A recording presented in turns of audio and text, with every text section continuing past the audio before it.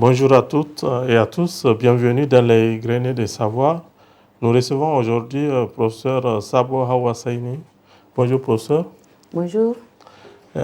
Professeur, vous êtes enseignante-chercheur au département de chimie à la faculté des sciences et techniques de l'université Abdou Moumouni de Niamey. Pouvez-vous nous parler un peu de votre parcours? D'accord. Merci beaucoup de vous rendre hommage par rapport donc, à cette idée ingénieuse de parler des chercheurs, des enseignants-chercheurs, ce qui peut avoir plusieurs connotations, non seulement pour immortaliser ce qu'ils sont en train de faire, mais aussi peut-être pour servir de modèle et créer de l'émulation chez les jeunes. Et voilà, donc c'est comme vous l'avez dit, je suis enseignant-chercheur à la faculté des sciences et techniques et au département de chimie, où je suis professeur titulaire des universités et grandes écoles du CAMES depuis 2019. Et donc, pour mon parcours académique, je vais commencer par le supérieur comme d'habitude. Et j'ai eu mon bac en 1988. Et donc un bac D avec la mention assez bien. Et donc à l'époque, il y avait la programmation, ce que les gens appelaient la programmation, c'est-à-dire aussitôt les résultats du bac disponibles. Donc il y a une réunion au ministère où tous les candidats étaient plus ou moins orientés et puis chacun a son ministère de programmation. Donc c'est dans ce contexte que aussitôt le bac obtenu, et j'ai été orientée à la fac des sciences et programmée pour la fac des sciences. Donc, programmé pour la fac des sciences, ça veut dire que je dois conduire des études jusqu'au doctorat. Et donc, j'ai commencé le DS1, le CBG2 Agro, à la faculté des sciences et techniques, et où j'ai fait 2 ans, et j'ai fait 3 ans au lieu de 2 ans, parce que c'est les années 88, 89, 90, donc vous comprenez. Il y a eu une année de flottement. Donc, après, je n'avais toujours pas choisi ma spécialité à l'époque, mais quand même j'étais fan des sciences et j'étais aussi fan d'embrasser les filières où il n'y a personne. Donc, chemin faisant, en 2e année de CBG, on n'avait pas de professeur de biochimie. Et l'unique professeur de biochimie qu'il y avait à l'époque, il a continué son chemin vers la fac des sciences de la santé, et où il trouvait un environnement plus favorable. Et il y avait un Américain qui était venu, et bon, un Nigérien, Malien qui est immigré aux États-Unis. Donc il était venu, il a commencé les cours, et juste on a eu nos notes, mais il n'avait pas continué. Et en quittant, bon, il m'avait laissé toute sa documentation, et avec la ferme promesse qu'arrivé aux États-Unis, il créera les conditions pour que je parte là-bas faire la biochimie. Et c'était comme ça que j'étais lancée en biochimie.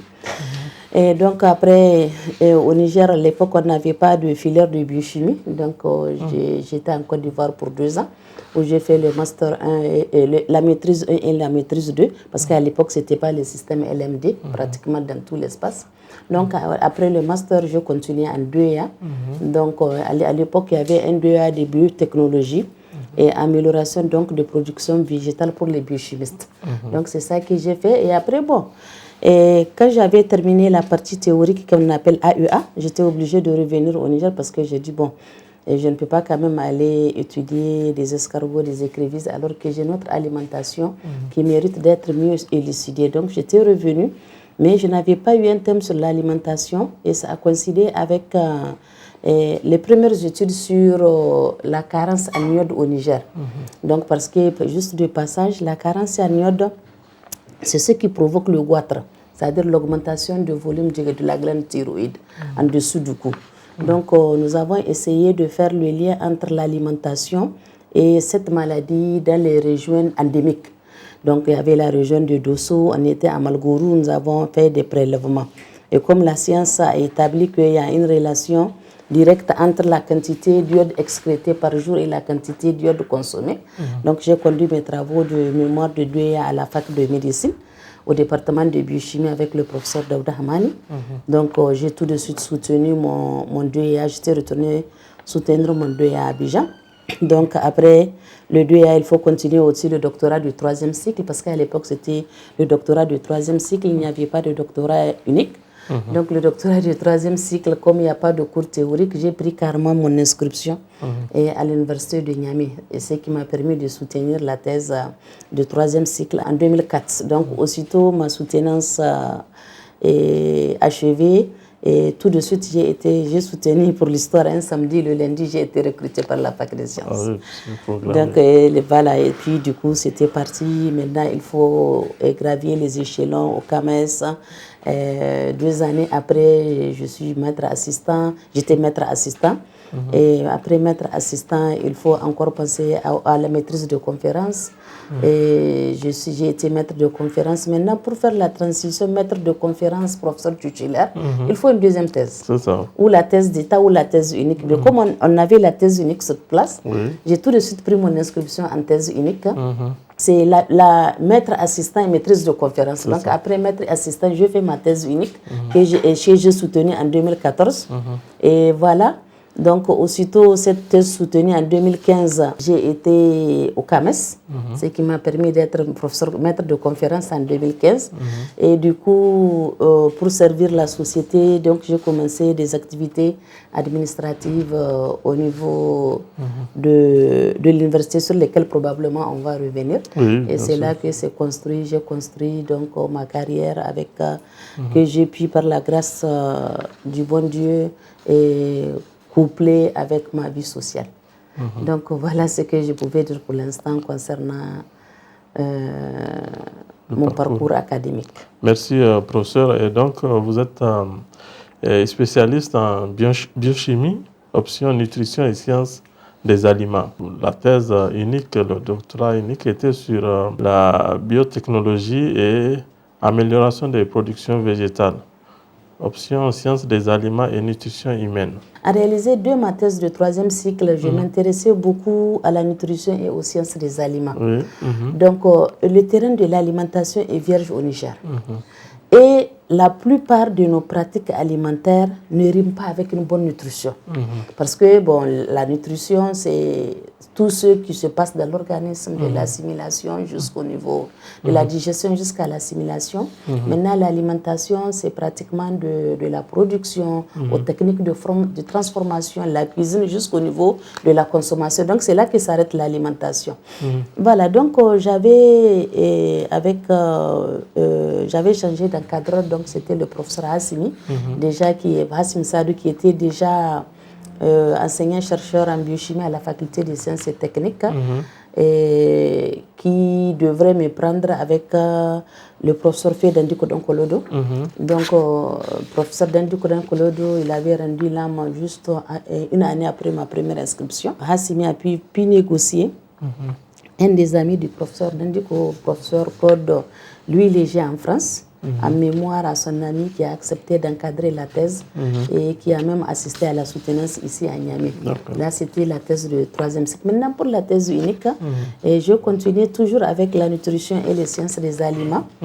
Bon, le terrain étant vierge, et donc après les investigations que j'ai eu à faire en thèse du 3e cycle, et qui concernait purement les caractéristiques physico-chimiques et nutritionnelles des cucurbitacées. Les cucurbitacées, en réalité, c'est un gros nom qui ne veut rien dire. C'est la famille des calébasses, des gourdes, des chantous et autres.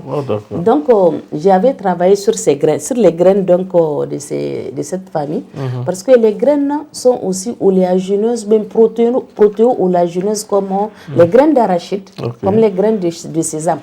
Donc là, j'ai eu à faire la cartographie jusqu'à analyser les huiles, voir leur contenu, leur qualité, qui sont très proches donc de nos graines conventionnelles.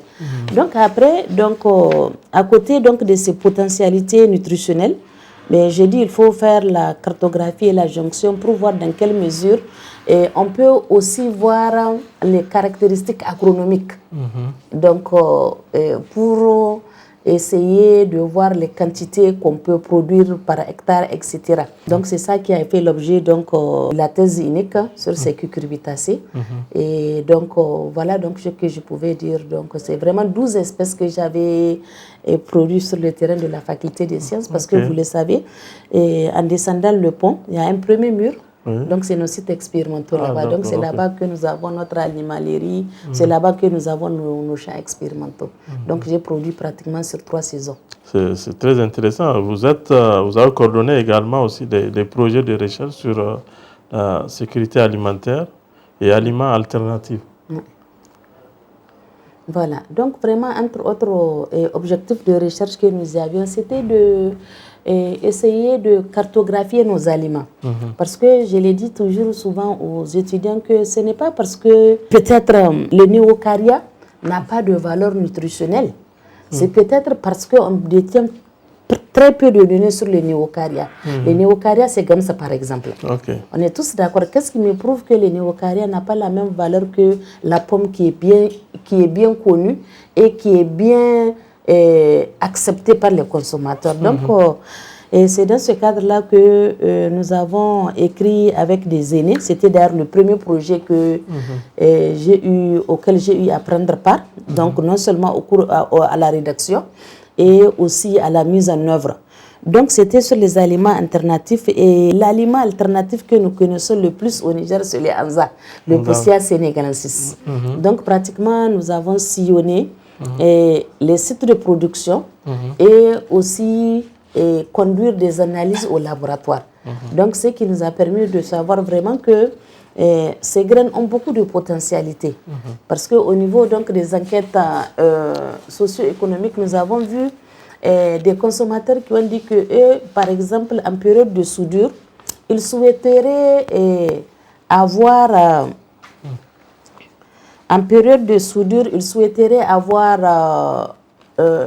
une mesure de Anza que d'avoir une mesure de mil. Parce que si on leur donne une mesure de mil, c'est vrai, ça rentre dans le cadre de leur habitude alimentaire et le mil, tout le monde le sait. Mais ça ne leur permet pas de manger le soir et d'avoir le petit déjeuner, zazahé. Vous voyez, donc chez nous, s'il n'y a pas le petit déjeuner, s'il n'y a pas du zazahé, c'est un peu compliqué. Au-delà de tout ça, donc nous avons pu convaincre les partenaires qui nous ont accompagnés. Et c'est comme ça qu'on a pu produire donc des résultats et qui ont été diffusés d'ailleurs. Parce que moi, je n'ai jamais su, il y a une société Sahel Food à Zender, à l'entrée de Zender à Tanout, qui travaillait sur les aliments négligés, dont le Anza. Oui. Actuellement, je pense qu'à Zender, ils ont pu installer des kiosques où on peut manger à volonté les graines de Bossia sénégalensis. Vraiment, donc, et c'était là-bas aussi que j'ai eu mes cours d'initiation sur l'écriture des projets, et c'était comme ça que j'étais partie pour... Vous avez dû constater que j'ai levé plein de fonds pour la recherche. C'est ça, voilà. Tout à fait. Ouais, c'est intéressant parce que c'est la sécurité alimentaire... La nutrition, surtout pour un pays comme le Niger, c'est un sujet très, très important. Oui, très important pour le Niger. Parce que non seulement, peut-être on n'a pas encore bien pris conscience de la nécessité d'une bonne nutrition. Parce que si une population est bien nourrie, on va moins investir dans la santé. Et c'est une population aussi qui va être très productive pour le pays. Parce que, n'oublions pas qu'il y a un lien très étroit entre le développement des capacités d'apprentissage dès le bas âge et aussi la nutrition. Parce qu'il y a des nutriments, et par exemple, si on ne les amène pas avant 2 ans, et quelles que soient les quantités qu'on va apporter après, le mal est déjà commis. Et c'est irréversible. Donc c'est pour cela que la nutrition doit être au cœur de toutes les activités. Et Dieu merci, depuis la grande crise de 2005, il y a eu une prise de conscience, il y a eu un environnement favorable qui est encore soutenu actuellement avec les politiques. Et donc vraiment, il y a les cantines scolaires où on essaie donc de développer une alimentation équilibrée et variée dès le bas âge. pour leur permettre donc de développer toutes leurs potentialités intellectuelles. Donc, c'est vraiment très important. Et aussi, bon, les termes évoluent, mais aussi les approches évoluent. Donc, moi, je me dis que c'est vrai, on ne peut pas rester en marge de la dynamique mondiale, mais il faut aussi contextualiser. C'est ce que j'ai dit toujours dans les conférences. Essayer de contextualiser, ça veut dire qu'il faut tenir compte de nos réalités. Peut-être ça peut nous permettre de gagner plus en efficacité. Oui, ça c'est... on voit aussi actuellement beaucoup d'importations d'aliments de l'extérieur. Est-ce qu'il y a un système de contrôle de ces aliments? En tout cas, merci beaucoup pour cette importante question qui est d'actualité d'ailleurs. Parce que rien qu'avant-hier, on est sorti d'un atelier sur les farines infantiles. Et la qualité des aliments, on est obligé de mettre ça dans les priorités nationales. Parce que non seulement les frontières sont poreuses, et mieux, le dispositif de contrôle sanitaire, il n'y a pas une synergie d'action. On a plusieurs structures qui interviennent. Et finalement, qui fait quoi et comment et quand, ça pose problème. Donc, je pense que les autorités sont donc dans la recherche de cette synergie-là. Et pour une question donc d'efficacité et de contrôle donc, de tout ce qui rentre. Ce qui est sûr aussi, j'ai constaté qu'il y a une prise de conscience au niveau national. Parce qu'aujourd'hui, même si c'est un rural, vous discutez avec lui, il va vous dire que les maladies là que nous avons actuellement, on tient ça de l'alimentation. Et ils n'ont pas tort, c'est vrai, on tient ça de l'alimentation. Ce sont des produits raffinés que nous consommons, alors qu'à l'époque, nous avons tous nos produits naturels que nous produisons, nos petites carottes, nos jus de citron, que nous prenons à volonté. Maintenant, on va prendre d'autres aliments, je ne vais pas appeler de nom, mais nous prenons des boissons qui ont été fabriquées où et comment, on ne sait pas. On fait foi à l'étiquette, mais toujours est-il que c'est toujours bon de prendre le naturel. Et souvent, on est très partagé entre l'intensification de la production et aussi le coût. Parce que quand on suit un peu la dynamique à l'international, beaucoup de pays ont su subventionner la production agricole et aussi ils font des détaxes pour leurs produits pour que livrés à l'extérieur, ces produits viennent moins chers que les produits locaux. Et c'est ce que nous vivons actuellement.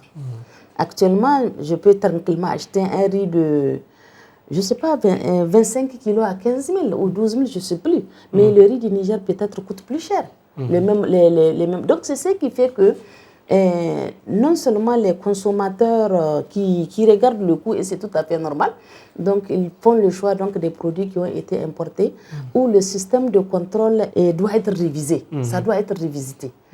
C'est très important. Et aussi, nous sommes une institution de formation et de recherche. Donc c'est pour cela que nous sommes en train de nous investir pour produire des ressources humaines compétentes et aussi offrir aux Nigériens des laboratoires accrédités qui ont le gabarit donc, de nous donner, de nous rassurer par rapport à l'innocuité donc, de ces aliments. Il y a plusieurs projets qui sont en cours au niveau des partenaires, au niveau national pour essayer donc, de voir de près ce qui se passe autour de la sécurité sanitaire des aliments. Et mieux d'ailleurs, au Niger, c'est vrai, il y a l'insécurité civile, mais ce qui est encore plus crucial, c'est la sécurité sanitaire des aliments. Et c'est grâce à ça que donc ils ont élaboré et validé la stratégie nationale de biosécurité. Et donc dans cette stratégie nationale de biosécurité, nous concernant vraiment c'est la formation des ressources compétentes et aussi des laboratoires accrédités où nos résultats peuvent être défendus partout. Parce que ça peut même jouer sur l'exportation. Si nous avons des bons laboratoires qui produisent des bons résultats et qui suivent les normes de tous ceux qui entre les codex alimentaires, tous ceux qui interviennent. Nos produits vont être exportés aisément et sans difficulté, et ce qui peut être vraiment une bonne chose pour les Nigériens de façon générale. Merci, professeur. On voit des foires Et on voit aussi des femmes qui s'investissent dans la transformation des produits locaux. Je vais profiter d'abord pour saluer le courage, l'engagement de ces braves femmes très dynamiques qui ont osé produire et sortir du carcan donc des produits importés pour produire plusieurs sous-produits à base de nos aliments locaux. Vous pouvez trouver des jus, vous pouvez trouver des farines, vous pouvez trouver des semoules. Et donc, non seulement elles n'arrivent pas à produire beaucoup et à être compétitifs. Vous savez, au Niger, par exemple, on ne trouve pas de société de production des emballages. Okay. Donc, pratiquement, le plus souvent, en dehors de la matière première, qu'elles utilisent, les céréales, ou bien les graines, ou bien les fruits qu'elles utilisent, tout est importé. Et y compris souvent, même pour enrichir, vous savez, souvent, il y a des complexes qu'on achète pour enrichir les aliments. Ça aussi, c'est importé. Mais la problématique est là sur la table, tout le monde est conscient. Les discussions se poursuivent donc pour voir comment est-ce qu'on peut trouver donc des solutions pérennes et pour que ces produits deviennent moins chers aux yeux du consommateur. Et aussi, bon, c'est vraiment un avis très personnel. Hein. J'ai constaté que on ne peut pas écarter un peu l'aspect comportemental, le snobisme. Okay. Donc c'est vraiment un terme aussi qui est là et qui est en train donc qui n'est pas en faveur donc de l'expansion donc de ces femmes. On n'ose pas et donc il y a encore quelques barrières que elles doivent être aidées à sauter. Donc et vraiment j'avoue que et je vous l'avais dit tout à l'heure, sur la plateforme, sur la table, il y a beaucoup de discussions qui sont en train d'être discutées. Et à l'interne, vraiment, ou bien dans les meilleurs délais, on souhaiterait trouver donc des solutions. Il y a plein d'agences qui sont en train de créer de normalisation donc, pour essayer donc, d'accréditer donc, ces produits. En termes de production scientifique, vous avez écrit centaines d'articles. Nous avons une production bien garnie d'art, c'est plus d'une centaine, où on est auteur ou bien co-auteur. Parce que, vous savez, dans notre carrière d'enseignant-chercheur, je ne vous apprends rien, il faut produire. Donc, et du coup, tout de suite, déjà après mes résultats du 2EA, j'avais eu un article, après la thèse du troisième cycle, la thèse unique, et aussi pour la titularisation. Donc, avant d'arriver à la titularisation, moi, la stratégie que j'avais utilisée, c'était tout mémoire produit où on a des résultats originaux, c'était de les transformer en articles. Déjà, l'étudiant qui a soutenu sa licence ou son master depuis les maîtrises. Donc, jusqu'au master, tout de suite, on transformait ça en article. Donc, vraiment, on a eu beaucoup d'articles sur les connaissances, aptitudes, et aussi, nous avons continué dans la même lancée de la cartographie des aliments mal connus. Donc, je peux citer, on a travaillé sur le taro. Le taro, c'est un cani, c'est ça? Voilà, donc sur le taro. Et nous avons eu à travailler sur les clichés. Et d'ailleurs, nos données ont été versées dans le cahier de charge donc pour aller vers l'accréditation de notre produit à l'étranger. Le processus, on l'a entamé. Vraiment, ça suit son cours et d'ici peu. Et nous allons disposer donc notre cliché va être encadré. Je pense qu'il y a des grands mouvements au niveau de l'Union européenne pour que notre cliché soit remplisse les normes pour qu'on puisse l'exporter.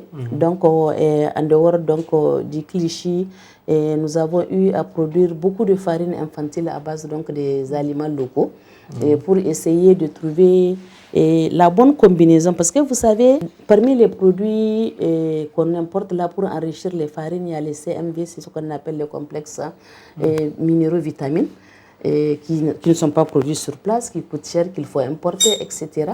Et dont même l'importation est bien encadrée. Donc on s'est dit, bon, on a plein d'aliments locaux, beaucoup de fruits, on a déjà le pain de singe a fait ses preuves, tout le monde en consomme. Donc, et en même temps, donc, on dit que bon, on va faire des combinaisons de tout ça, du moringa, du pain de singe, du zizifus. Le zizifus, c'est daré. Et le gruyère bicolore, c'est saï. Donc, vraiment, tous ces aliments-là qu'on retrouve dans le terroir, essayer donc de faire des combinaisons et de les ajouter aux farines pour voir si on peut rapprocher les valeurs donc, des farines fortifiées que nous importons. Donc, voilà. Quand on parle d'alimentation au Niger, les gens tournent vers la viande. Quelle place a la viande dans la nutrition?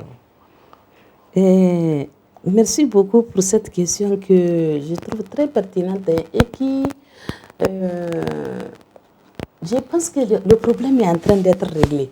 Parce qu'à l'époque, nous, quand on était un peu jeunes, au Niger, la réussite sociale rime avec la consommation de viande.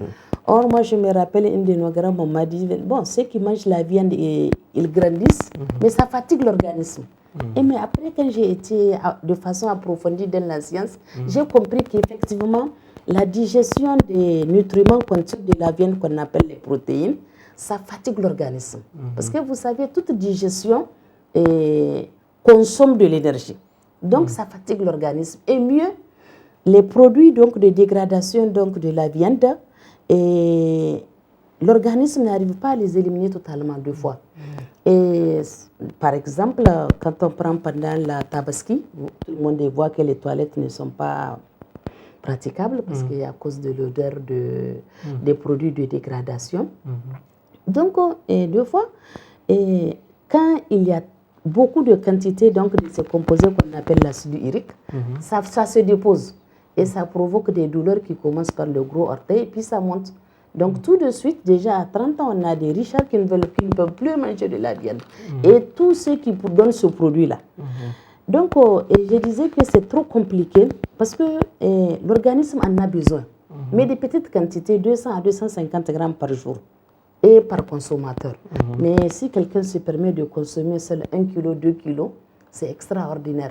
L'organisme ne pourra pas tout éliminer. Donc, je disais que c'est en train... Et puis bon... Même pour l'élimination, notre alimentation n'aide pas l'organisme. Mais de plus en plus, avec peut-être le niveau de connaissance des uns et des autres, on s'adonne un peu, cette catégorie de consommateurs s'adonne un peu à la consommation des fruits et légumes. Vous voyez, à l'époque, ce n'est pas le cas. Les gens ne consommaient pas trop les fruits et légumes, mais maintenant, c'est le cas.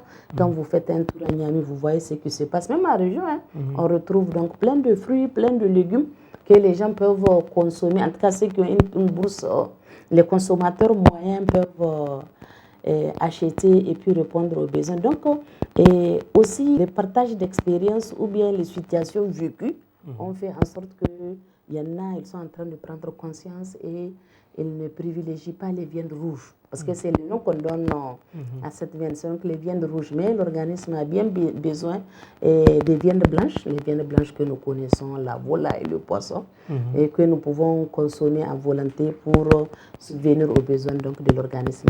Donc c'est juste pour dire que la consommation excessive de la viande n'est pas trop conseillée, non seulement pour ses protéines, et aussi la graisse. Parce que je ne vous apprends rien. Quand vous avez une portion de viande qui n'a pas de graisse, on n'a pas envie de manger ça. C'est fade.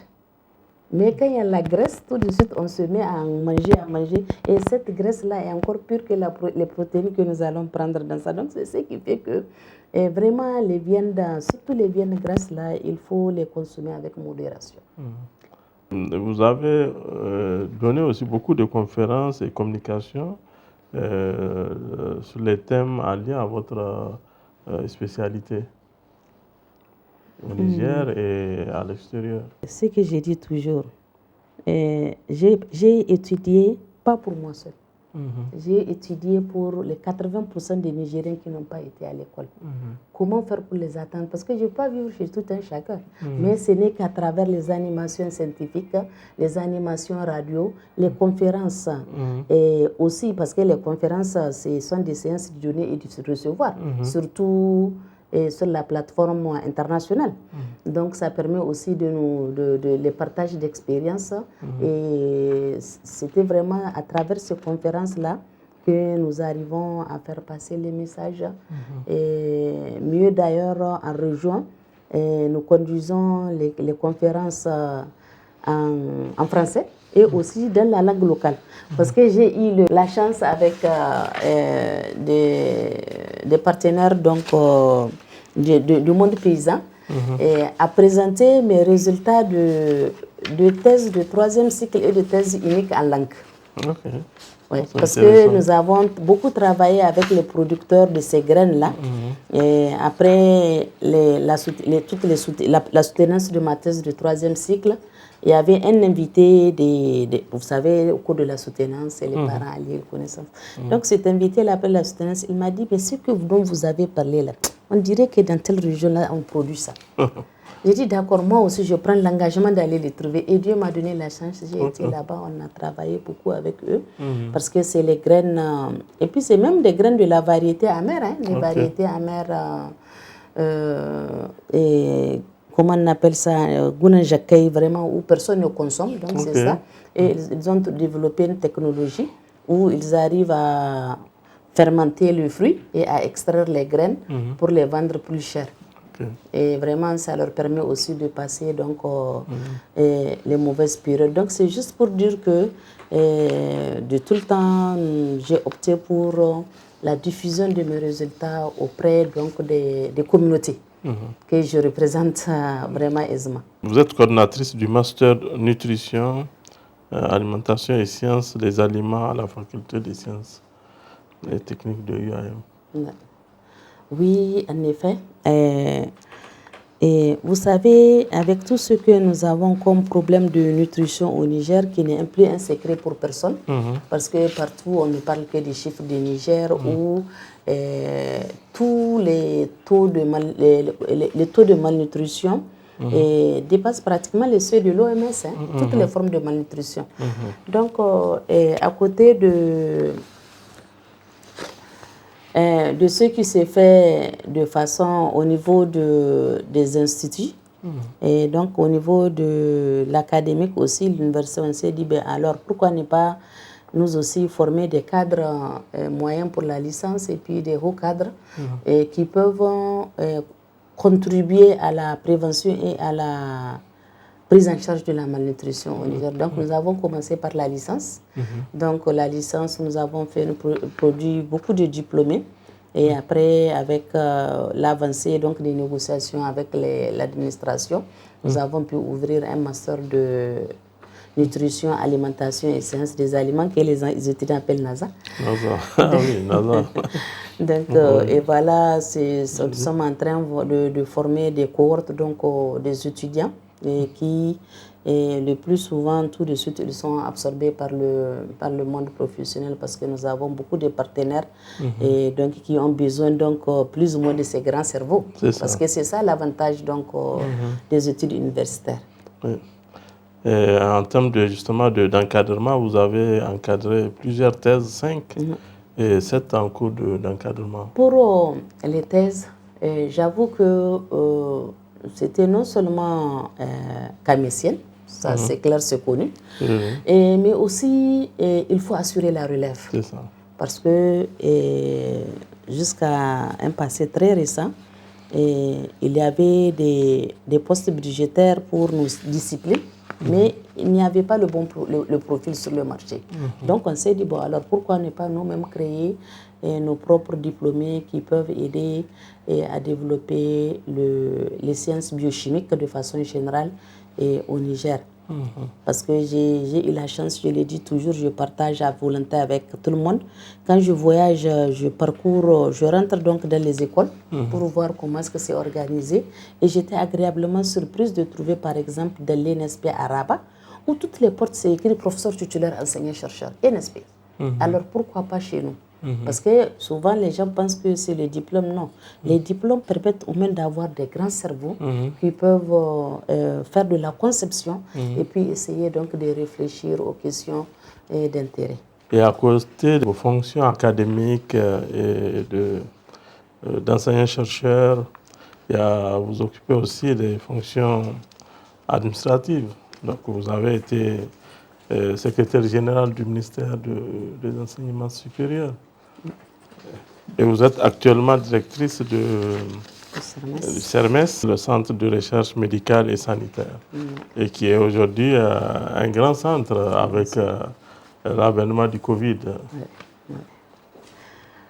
C'est vrai, j'ai été SG pendant 2 ans, de 2016 à 2018. Et c'était après avoir occupé quelques postes administratifs au niveau de l'IAM. Donc, je me suis retrouvée comme secrétaire générale du ministère là où j'ai appris beaucoup, mais aussi où j'ai essayé d'innover. Parce que les mêmes causes produisent les mêmes effets. Par la grâce de la main, essayer donc de faire bouger les lignes. Actuellement, donc, je suis la directrice générale du CERMES. La biochimie est une science transversale parce que actuellement ce qu'on utilise plus, c'est la biologie moléculaire qui est l'une des filles de la biochimie. Donc, je me retrouve aussi bien au niveau des plateaux techniques et du CERMES et aussi sur les vecteurs donc, de certaines maladies. Donc, ce qui au CERMES, nous sommes en train donc, de moderniser et de faire plus de visibilité donc, pour le CERMES.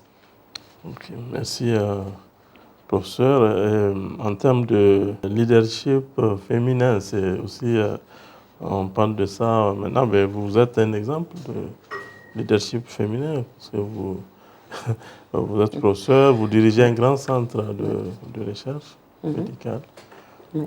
Et, en tout cas, merci beaucoup. Vous savez, on ne peut pas dissocier les deux. Parce qu'on ne peut pas émerger si on n'a pas un certain idéal, si on n'a pas un certain charisme, un certain dynamisme.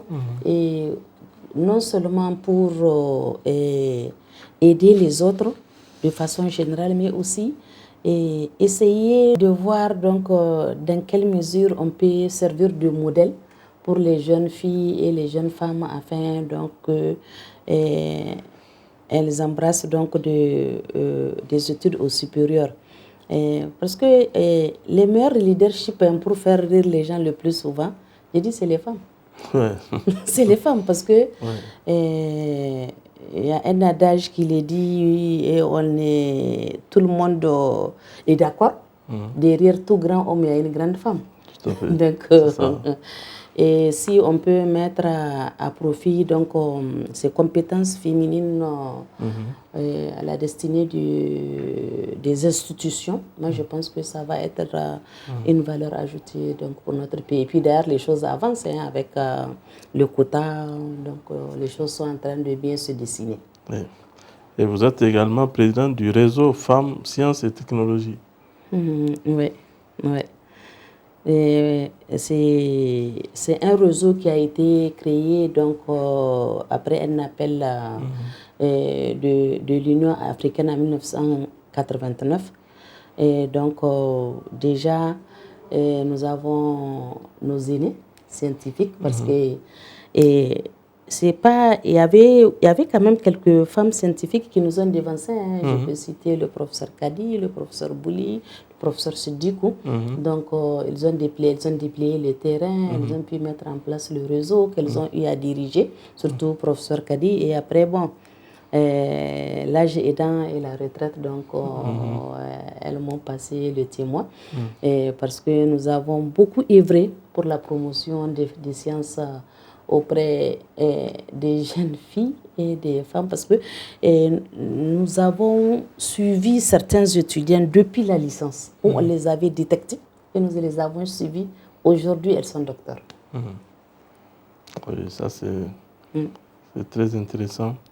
Et donc, c'est, comme vous l'avez dit tout à l'heure, servir de modèle. Quel conseil donnerez-vous justement à ces jeunes? Quand on était venu en première année à l'université de Niamey, et tout l'environnement était très favorable à nous décourager pour ne pas avancer. Et, vous faites CBG, toutes les femmes quittent CBG. Elles nous ont amenés à travailler jusqu'à ce qu'on ait été on était admis avec des mentions. Donc, c'est juste pour dire que vraiment, non seulement il faut avoir un idéal, et il faut rester dedans. Il ne faut pas qu'on se laisse décourager. Si on a un idéal et qu'on a des principes très forts, on peut les atteindre. C'est très important, mais si on doit naviguer à vie, c'est très compliqué. Et ce n'est pas spécialement les jeunes filles, hein, même les garçons, souvent, ils font dans tous les sens. Mais il y a quand même quelques-uns qui sont bien posés, mais la majorité, ils font dans tous les sens, vraiment. Donc, il faut avoir donc, un idéal et des principes forts qui peuvent vous aider à atteindre donc, vos objectifs. En tout cas, il ne faut pas se laisser gagner par le découragement. Il y a un adage derrière qui dit « je veux, donc je peux ». Okay. Merci, professeur. Mesdames et messieurs, vous venez de suivre le professeur Sabo Hawasaini, et donc spécialiste en biochimie et au département de chimie de la faculté des sciences et techniques de l'université Abdou Moumouni de Niamey. Nous vous remercions et nous vous donnons rendez-vous dans les greniers des savoirs. Merci, professeur. Merci. Merci d'avoir répondu à notre invitation. Tout l'honneur est pour moi. Je suis vraiment très enthousiasmée. Je vous remercie et je vous encourage à aller de l'avant. Merci. Le sujet est tellement important, intéressant. Mais je sais aussi que vous êtes très, très occupé. Je ne voudrais pas vous retenir longtemps. Merci. Merci beaucoup.